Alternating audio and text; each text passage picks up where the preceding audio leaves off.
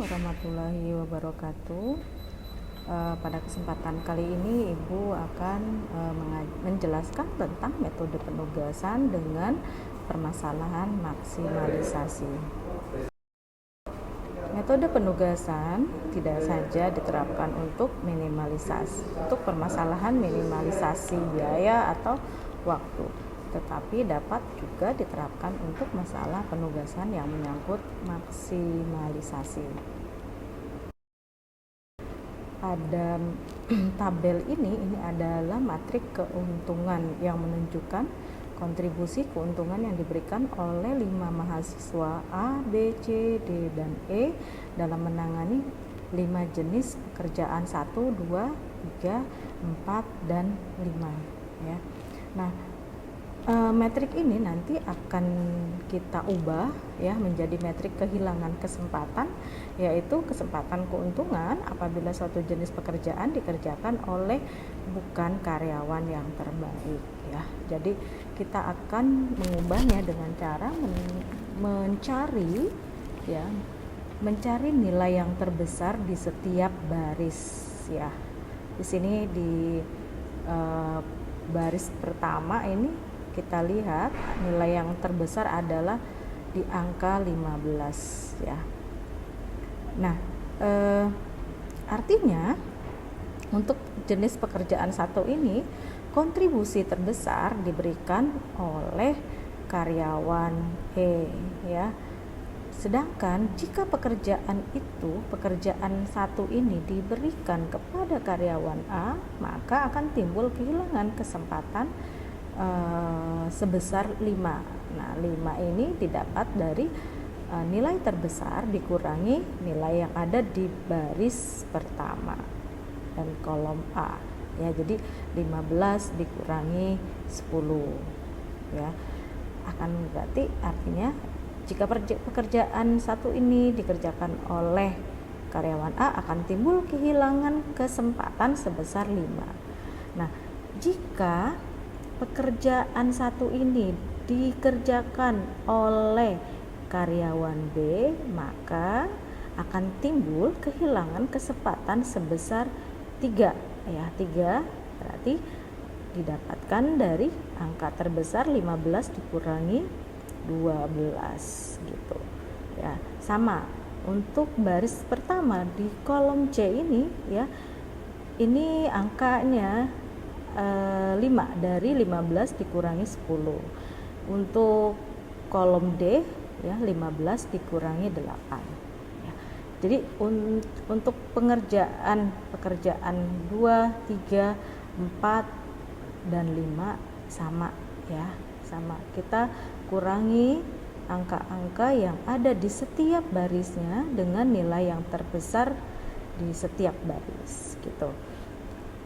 Nah, setelah itu kita akan tabel kedua ini ya, ini kita akan meminimumkan kehilangan kesempatan, yang berarti akan memaksimumkan kontribusi keuntungan, yaitu dengan mengurangi nilai sel-sel dalam satu kolom dengan nilai sel yang terkecil pada kolom yang bersangkutan. Jadi kalau di tabel pertama kita mencari nilai terbesar di setiap baris, nah tabel kedua ini ya, ini adalah mencari nilai terkecil di setiap kolomnya ya. Di kolom A kita dapatkan di sini nilai terkecilnya ada di baris kedua ya dengan angka 1. Untuk kolom B ya, kita lihat di sini nilai terkecilnya ada di baris keempat ya, angkanya 1.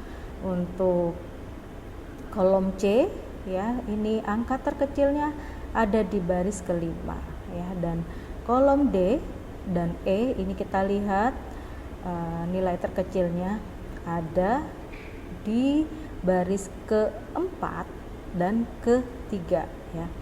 Nah, maka angka-angka terkecil ini akan dikurangi ya. Jadi nilai-nilai sel yang ada di dalam satu kolom ini akan dikurangi dengan nilai terkecil ini. Jadi 5 dikurangi 1, 4, terus 1 dikurangi 1 0, 4 dikurangi 1 3, 3 dikurangi 1 2, 7 dikurangi 1 6 ya. Sama ya juga seperti ini ya, di kolom B juga sama, kita lakukan seperti itu. 3 dikurangi 1, 5 dikurangi 1, 4 dikurangi 1, 1 dikurangi 1, 4 dikurangi 1 ya, sama ya. Untuk kolom C, D, dan E juga caranya sama, sehingga seperti ini. Inilah di tabel 3 ini adalah tabel biaya kesempatan total. Kita lihat di sini ya. Di setiap baris atau kolom mempunyai paling tidak sebuah sel dengan angka 0 ya.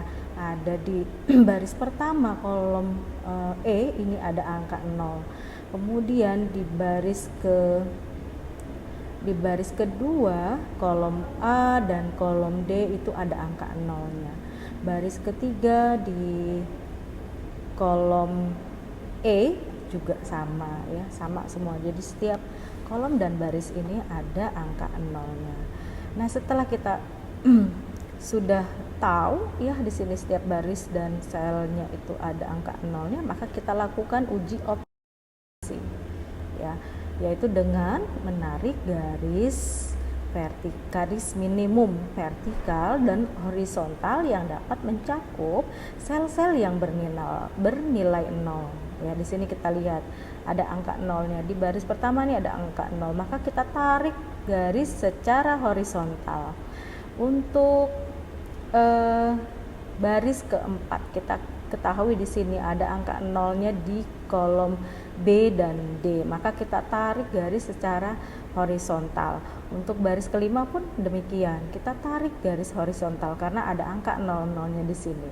Nah, untuk kolom E ini ada garis, ada 0-nya ada 3 nih, ada 3 di baris pertama, di baris ketiga, dan baris kelima ini ada angka 0-nya, maka kita tarik garis secara vertikal.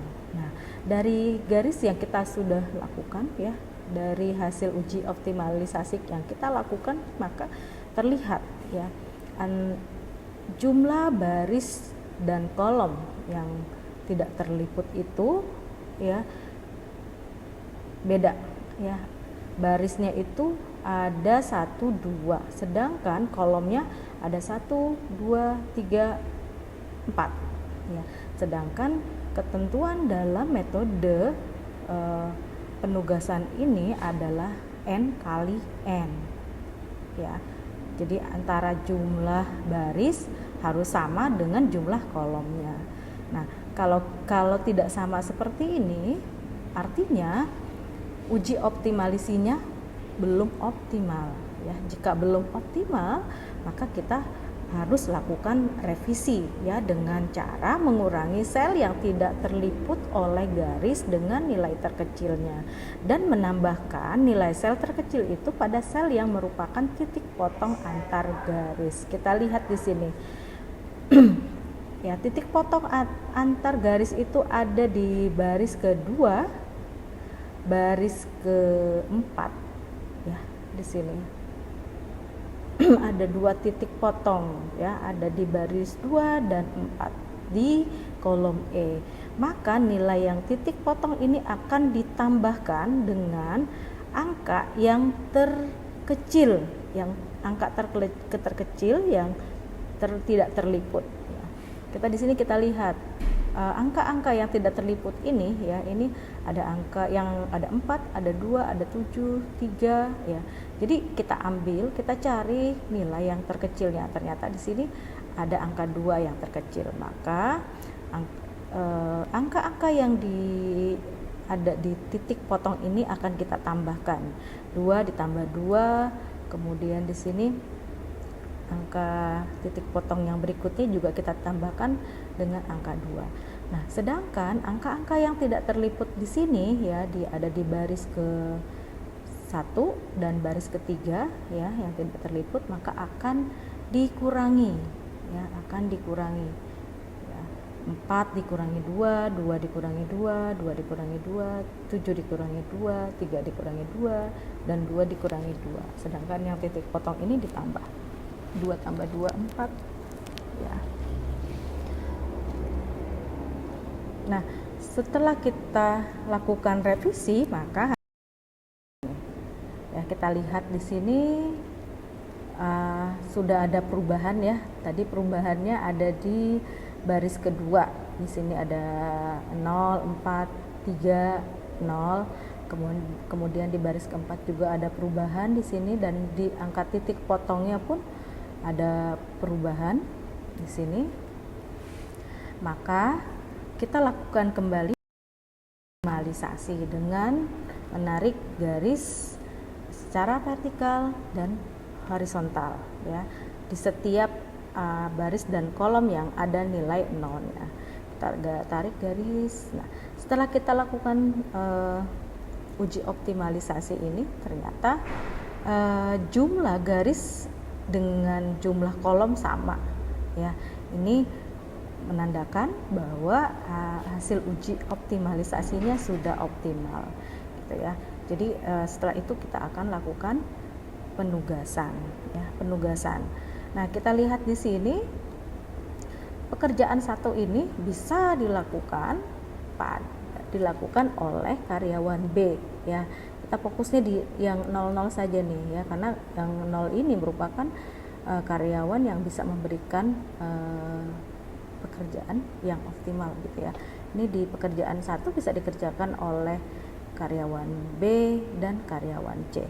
Untuk pekerjaan 2 bisa dikerjakan oleh karyawan A dan karyawan D. Terus untuk pekerjaan 3 bisa dikerjakan oleh karyawan E. Kita bisa lihat di sini ya. Untuk pekerjaan 4 bisa dikerjakan oleh karyawan B dan karyawan D. Dan pekerjaan kelima bisa dikerjakan oleh karyawan C. Nah, ketentuan dari metode penugasan selain tadi N kali N, sifatnya itu one to one basis ya. Jadi pekerjaan itu harus dikerjakan oleh satu orang. Jadi kalau pekerjaan itu sudah dikerjakan oleh satu orang, maka dia tidak bisa mengerjakan pekerjaan yang lain gitu ya. Ketentuan itu.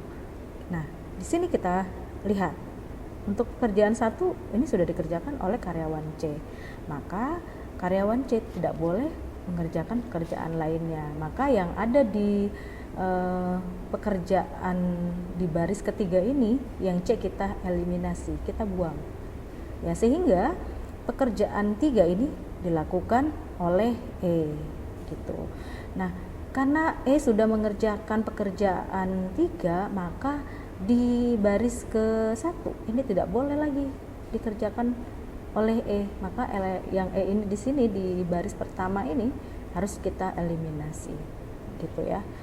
Nah, pekerjaan E sudah dikerjakan, pekerjaan 3 sudah dikerjakan oleh E, maka di sini pekerjaan 4 ya, pekerjaan 4 ini dilakukan oleh D ya, karena pekerjaan 2 sudah dilakukan oleh karyawan A. Seperti itu ya cara pengerjaannya. Jadi kita menggunakan ketentuan one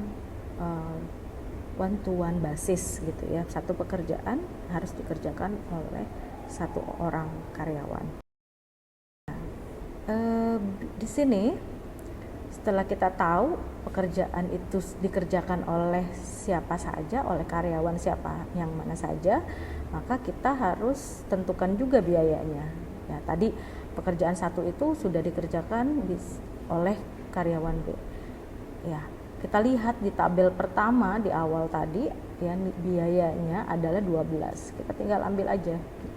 Taruh di sini 12. Pekerjaan 2, jika pekerjaan 2 dilakukan oleh karyawan A, maka biayanya 14. Untuk pekerjaan 3 dilakukan oleh karyawan E. Nah, itu biayanya 12. Ya, sehingga kita bisa jumlahkan ya, biaya secara keseluruhannya itu sebesar 68. Nah, biaya total sebesar 68 ini merupakan biaya terkecil dari semua kombinasi karyawan-karyawan yang mungkin. Maka bisa ditarik sebuah kesimpulan, jumlah keuntungan maksimum sebesar 68 ini dengan pengaturan pekerjaan satu itu dilakukan oleh karyawan B, Pekerjaan 2 dilakukan oleh karyawan A, pekerjaan 3 dilakukan oleh karyawan E, pekerjaan 4 dilakukan karyawan D, dan pekerjaan 5 dilakukan oleh karyawan C. Terima kasih. Wabillahi taufiq wal hidayah. Wassalamualaikum warahmatullahi wabarakatuh.